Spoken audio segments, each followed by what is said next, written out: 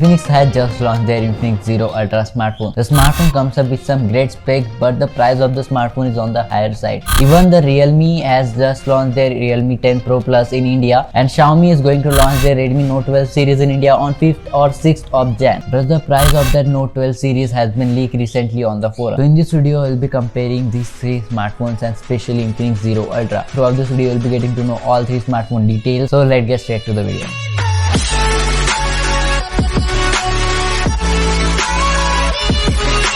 Let's start with design. All three smartphones comes up with some great design on offer, but the Redmi one looks like a copy of Realme recent series, that is Realme 9 series. Realme also look inspired by the iPhone 12 or even the 11 series, two vertical cameras on the back side. They just increase the area of the cameras, not the lens and not even the sensor actually. Back panel on the Infinix Zero Ultra looks like inspired by the Redmi 12 series. In terms of design, the Infinix looks so much on the flagship or even the expensive side, because this smartphone comes up with glass panel on the back, and of course this smartphone just weighs 200 grams or even more because of this glass body. On the other side, Realme and Xiaomi just weight under 170 grams because of course they both come up with the plastic bag. So if I have to pick one from all of three, so I will definitely pick Infinix Zero Ultra, because this smartphone looks so much on the flagship side. Even the back panel of this smartphone looks like so much on the flagship side because of their two-tone design on the back, and of course the glass body on the back, and even the front look so much on the premium side. I don't like the back panel on the Realme 10 series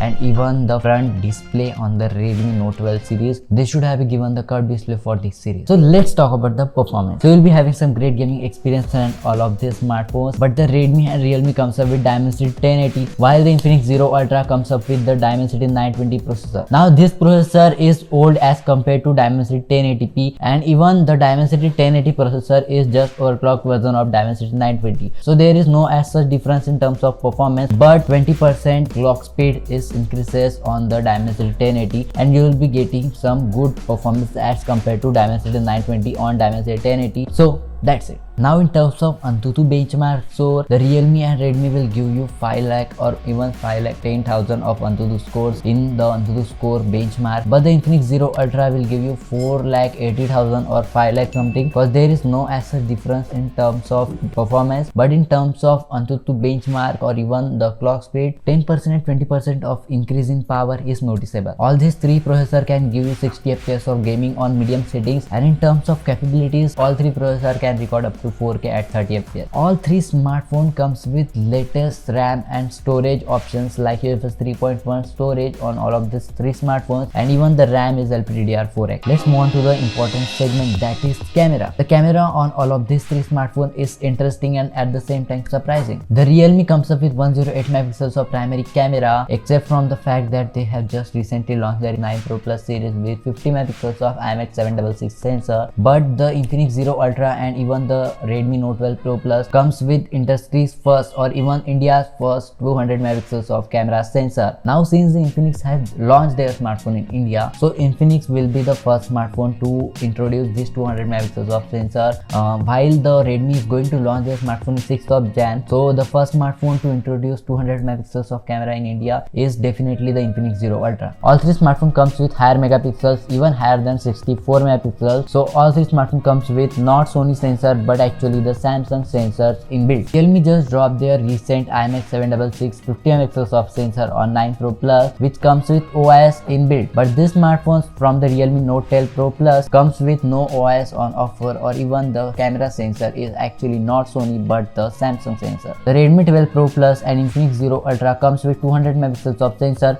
but both the smartphone comes up with OIS inbuilt, so no OIS on Realme this time. The selfie on the Realme and Redmi is of 16 megapixels, but the Infinix Zero Ultra comes with 32 megapixels of camera sensor in front. All of this smartphone comes with the middle camera sensor on the front side, since Realme has just changed their camera position from the front after their Realme 9 series. All three smartphones can record 4K at 30 fps since their processor is compatible with this setting, and even the 180p at 30 fps from the front camera. So the video on the Realme one will be shaky since it does not have any OIS inbuilt, while like I said, Redmi and Infinix got OIS OIS in their back camera. In terms of clarity, you need to check out other YouTubers who are comparing all these three smartphones actually in the physical terms, so you'll be getting to know which smartphone is good for photography. But as far as I know, the 108 megapixels is not good as 200 megapixels, since 200 megapixels is so much improved camera from Samsung, because 200 megapixels of sensor from Samsung is so much mature and sophisticated from their first launch. Let's look on to the battery department. The Realme and Redmi get 5000 mAh battery inbuilt, and both the smartphones support 67 watt of fast charging. But Realme comes up with 80 watt of fast charger in the box, but since it is compatible with only 67 watts, so you can't charge the smartphone at 80 watt charge at any given point of time. Infinix is the first smartphone to come up with 200 megapixels of camera, 4500 mAh of battery, comes with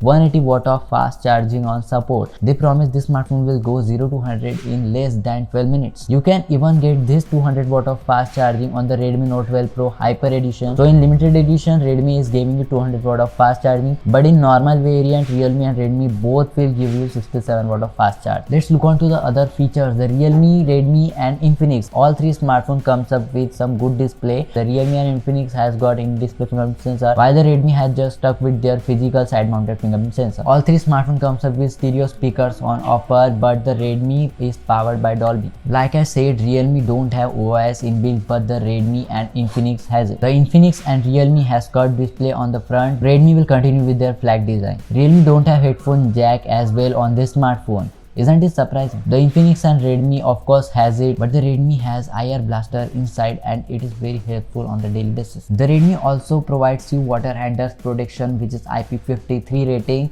Infinix and Realme don't have any IP rating. Now let's move on to the pricing of all of these three smartphones. Realme's pricing starts from 25,000 for the 8 plus 128 GB storage variant. Infinix also announced their smartphone with 12 plus 256 GB of variant priced at 29,999, which is actually 30,000. The price of the Redmi Note 12 Pro Plus is not officially announced yet, but as per the leaks, this smartphone is going to launch at the price of 25,000 for its base variant 6 plus 128 GB. So what is conclusion? Let's talk about the verdict of all of these three smartphones. In terms of price and in terms of features, the Redmi Note 12 Pro Plus definitely will be the winner. Of course, because of their IR blaster, their IP53 rating, or even their 200 megapixels of sensor with OIS inbuilt, and even the design of the smartphone looks so much pretty and subtle on the backside. So many consumers are complaining about the Realme 10 Pro Plus just because of their software support and software bugs. They are having so many bloatwares in their software from their Android 13 update, but at this time they just focus on the display. They have introduced curved display that is not on the Redmi,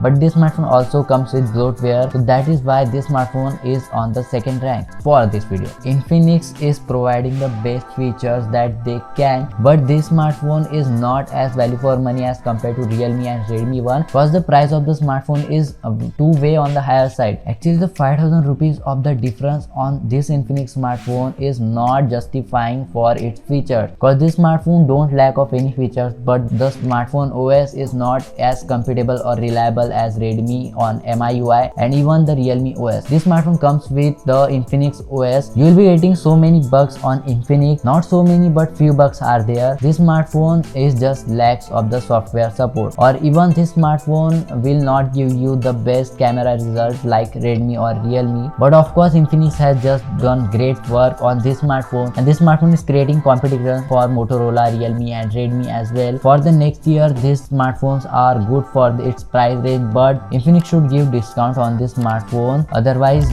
this is not a value for money smartphone, cause on this price category there are so many options available like iQOO Neo 6 or even the Realme GT Neo 3T or even OnePlus Nord 2T. On the Redmi, you will be getting 2 years of warranty just because their Poco X3 Pro and even their Redmi Note 10 series got so much criticizing and got so much trolled for their dead issues. So they have increases their warranty to 2 years. So there is a plus point of buying Redmi, but 1 year warranty is not that bad actually on the Realme. So that's it for the video. If you like this video, hit the like button. If you don't like, hit the dislike button. Do subscribe to this channel for latest videos, and of course I will catch you in the next video. So thanks for watching. And I hope you let me in, yeah.